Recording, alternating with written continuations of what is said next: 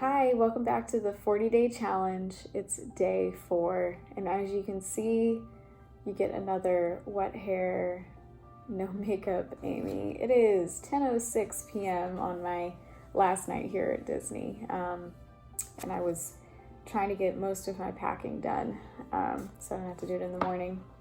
But now I'm doing this. Today is day 4. It's called At the Crack of Dawn. The verse she starts out with is Psalm chapter 5, verse 3. In the morning, Lord, you hear my voice. In the morning, I lay my requests before you and wait expectantly. Now, this one was funny and interesting. She talks about how majority of the time runners like to run early in the morning, and we all have our various reasons for wanting to do that. Sometimes for me, it's to avoid heat. If it's summer in Georgia, I'll run as early as I can before it gets too hot. She talks about runners will do it before other things start to interfere, like work, kids. Sometimes it's the only time you will be able to do it in a day is early in the morning. She also talks about, and this is one of my favorite things, getting up early to see a sunrise and the cool air, like I said. And then she relates this back to putting God first. And she talks about how seeking God first puts everything in perspective, and asking for his guidance makes us more cautious about what we choose to put into our mind throughout the day. And she also talks about doing all this, first thing in the morning. Like day 3, I talked about I like to do my quiet times in the mornings, but it's sometimes that doesn't work for some people. Like I talked about, my husband does his Bible reading in the evening. But I think beyond doing it first thing in the morning, it really is about putting God first when it comes to whatever we deal with in a day. She ends with, it's well worth rising early to encounter Jesus. Sitting still in his presence washes peace and joy over us like nothing else can. The power he infuses upon us is invigorating. We can then breathe in his grace, and this prepares us to breathe out praise to him throughout the rest of the day. Before we start our day, we're refreshed with an eternal perspective. He prepares us to not just tackle the day ahead, but to thrive in it. And that's that last sentence is what it is for me. Prepares us not just to tackle the day ahead, but thrive in it. Because he created us to have life and to have it abundantly. Don't ask me where that scripture is, because I'm not good with references, but it's in there. Jesus said it. And when we let him guide our actions in anything, it can be something small, it can be something big. He wants to be involved in all of it. How are you doing with spending time with God before your day gets going? Well, during this trip, quite honestly, very terrible. Obviously, I'm doing these at 10 o'clock at night. I really enjoy doing it in the morning. And once, get back home, well, like tomorrow, I'm going to have a bus ride to the airport and some time at the airport, and I'll actually be able to sit down and do this and this. I'll be able to get back into my morning routine. But it's, these early park days, that's the thing. It should never be an excuse. I should have been getting up even earlier than I was to get all this stuff done before going to the park, because it should have taken priority. And I will admit that now.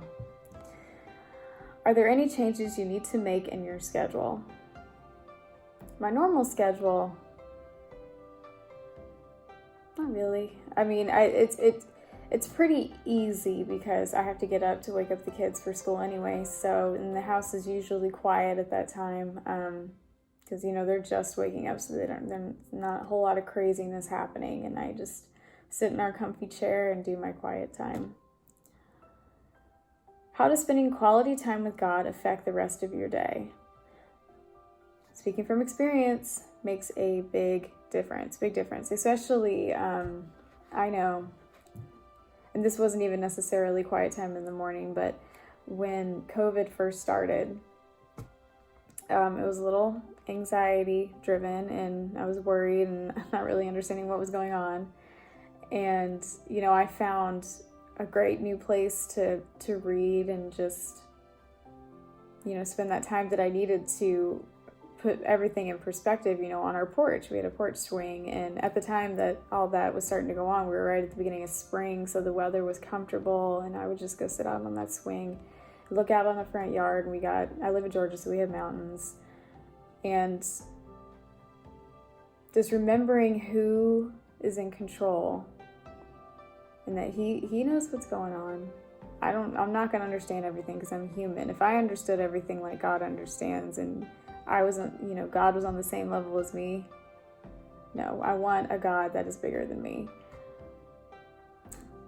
But that time helped bring the anxiety down just a tad, and I would recommend that to anything, especially if anyone ever asks, I always tell them to read Psalms.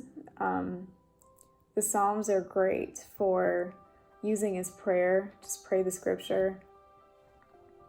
And there's a lot of David, worrying about things or wondering about things, and then he'll do that for the first little bit, but then he'll come back around and say, but God, you are this, you've got this type deal.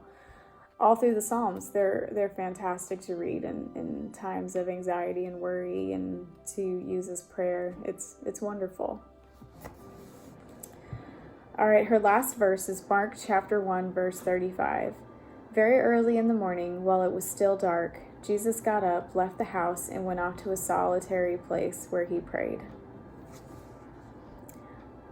I know I've heard pastors always, mention this, that Jesus, who is the Son of God and very, very, very close to God, still felt it necessary to go off by himself and, do all that. How much more important is it for us to do it?